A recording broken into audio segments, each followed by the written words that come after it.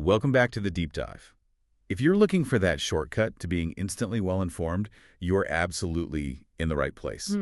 Today, we're taking just a single chapter from a really compelling new work. Yeah. We're going to try and pull out a blueprint from it for leadership, for promise, and, well, for profound peace. We're diving into excerpts from Navid Sadooly's book, Where the Light Began. Okay. And we're focusing entirely on Chapter 9, which is called The Last Supper, a table between heaven and earth. Right.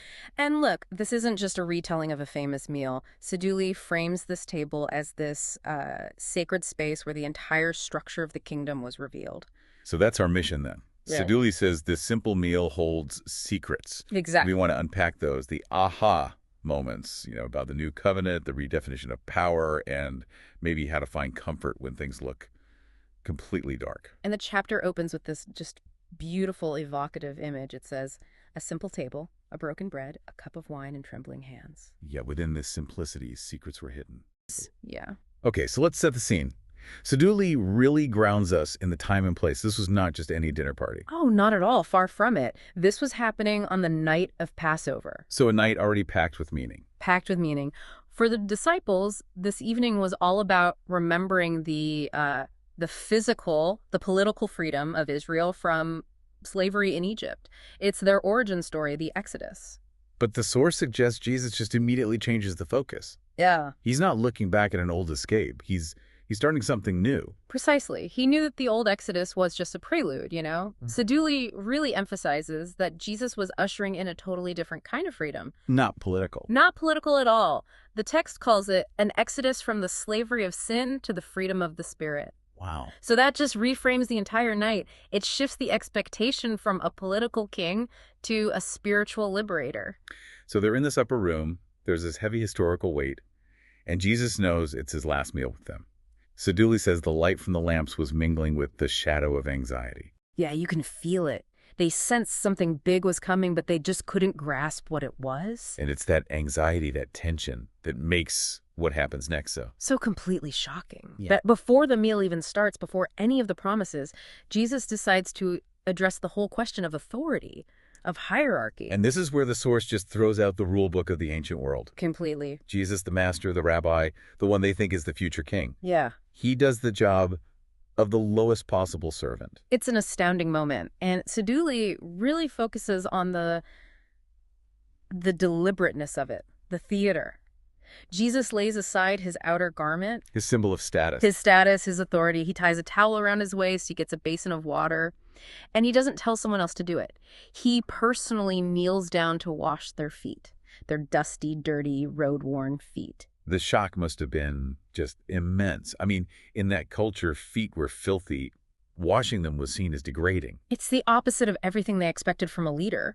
And you see that conflict flare up immediately in Peter. He just can't process it. He cries out, "You will never wash my feet." It's not just resistance. It's like he's trying to protect the proper order of things. Exactly. But Jesus' reply is the key. This is what defines the entire structure of the kingdom. He says, "If I do not wash you, you have no share with me." Okay, so let's dig into that. Why is this specific act, this submission, why is it so fundamental? Why does Sadooli say service is a prerequisite to having a share? Well, that's where Sadooli makes his most profound point about authority. He argues this wasn't just, a nice moral example. It was a structural command. Okay. If Peter refuses the service, he's refusing the new definition of power Jesus is creating. Sadooli writes that the very essence of God's nature, as revealed in this moment, is service. So it's not just a nice thing to do. It actually defines the whole relationship. It is the relationship. The source boils it down to this really radical idea. Greatness is humility. Leadership is service. Yeah. If you want to understand divine power, you have to see that God is still God even when he kneels. That one phrase just dismantles every model of power we know, then and now. It does. It forces you, the listener, to really ask yourself, do you seek power to be served, or do you seek it so you can serve? A radical inversion. Completely. And only after that foundation of service is laid does Jesus go back to the table. He shifts from humility to the promise that follows it, to the sacrifice. And the atmosphere changes again, Yeah. from that shocking act of service to this this monumental institution of the meal itself. Right. This is the central act of remembrance. He takes bread, he breaks it, and he says, "This is my body given for you. Do this in remembrance of me." The breaking is so important there. It's foreshadowing. It's everything. And then comes the wine, which is the explicit link to the new relationship. He says, "This cup is the new covenant in my blood, which is poured out for you." Now, Sadooli makes a really important distinction here. He says this isn't just a symbol. Yes, and that's vital for a deep dive. The source is very clear that the bread and wine are not just, abstract reminders. They are an active invitation. An invitation to do what? To enter into the new covenant, to participate in the meal, is to actively say yes to the terms of this new agreement.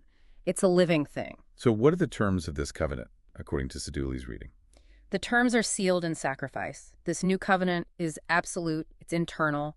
It's a constant reminder that this new exodus, this salvation of the Spirit, it wasn't free. Right. It costs something. It costs the shedding of blood. It guarantees forgiveness, yes, but only through the ultimate price paid by Christ. Which really highlights the immense personal cost for Jesus in that room. But even as he's making this huge promise, the anxiety is still there. In fact, he kind of dials it up. He does. He confirms he's leaving, and then worse, that betrayal is sitting right there at the table, Judas. The revelation of betrayal just injects this profound human darkness right into a room filled with divine light. And Sadooli forces us to stare at that contradiction.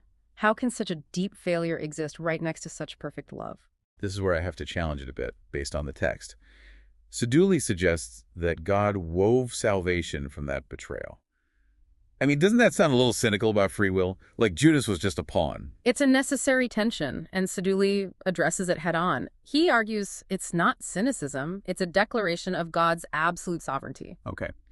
It doesn't let Judas off the hook for his choice, but it does say that God's plan is so robust, so powerful, that not even the greatest act of human malice can stop it. So human darkness couldn't derail the divine plan. Exactly. Instead, it ends up serving the highest purpose. That's a profound thought. And amid all that chaos, the betrayal, the fear, Jesus then offers the antidote. He shifts from betrayal to peace. He tells them, "Let not your hearts be troubled. Believe in God and believe in me." And this wasn't just a nice saying. It was a concrete instruction built on a dual promise. What are those two parts of the promise? First, a future hope. He says, "I'm going to prepare a place for you," meaning this separation is temporary, your destination is secure. Okay, that's the long term. And second, the immediate help for their terror. He promised to send the Holy Spirit, who he calls the Comforter. Let's define comforter, because Sadooli is clear it's not just a warm feeling, right? Correct. Sadooli sees the Comforter, the Paraclete, as an active internal guide. The one who would teach them, remind them of what Jesus said, and give them a peace that's totally different from worldly peace. What's the difference? Well, worldly peace depends on your circumstances being good. No war, no stress. Right. This promised peace is an internal certainty that exists regardless of your circumstances. But practically, when you're facing real turmoil, betrayal, loss, how is that even accessible? It sounds a bit idealistic. It's only accessible, Sadooli argues, because it connects back to the kneeling God and the covenant sealed in blood. Ah, so it's all linked. It's all linked. True peace comes from knowing two things. One, your leader is defined by self-giving love. And two, your relationship with him is secure because of the covenant.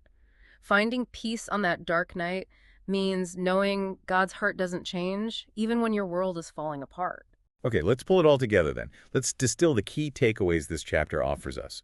First, this radical redefinition of authority. Humility is the foundation. If the master knelt, we have to learn to kneel. Two, the bread and cup are a living invitation to renew that covenant, a constant reminder of the immense cost of our spiritual freedom. Three, human failure, even betrayal, is real. But God's plan is sovereign and isn't derailed by our darkness. And four, true peace is internal. It comes from the promises of God, and it's mediated by the presence of the Comforter.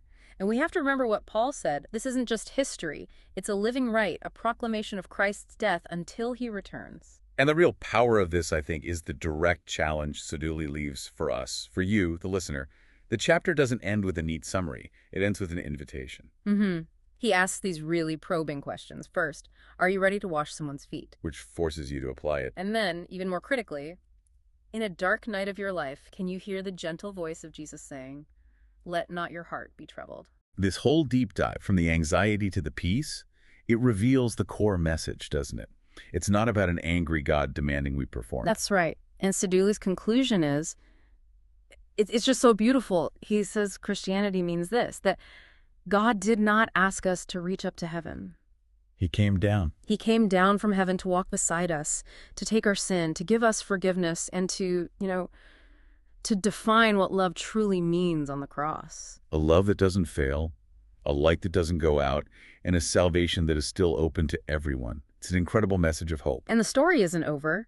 The chapter closes by pointing to what's coming next. The trial, the pain, the scourging, and the cross. It's the ultimate darkness. But even in that darkness, the text promises us one final thing. A great hope is hidden. Thank you for joining us on this deep dive. We encourage you to think about what that great hope might mean for you and how you might hear that gentle voice in your own dark night. Until next time. Keep digging.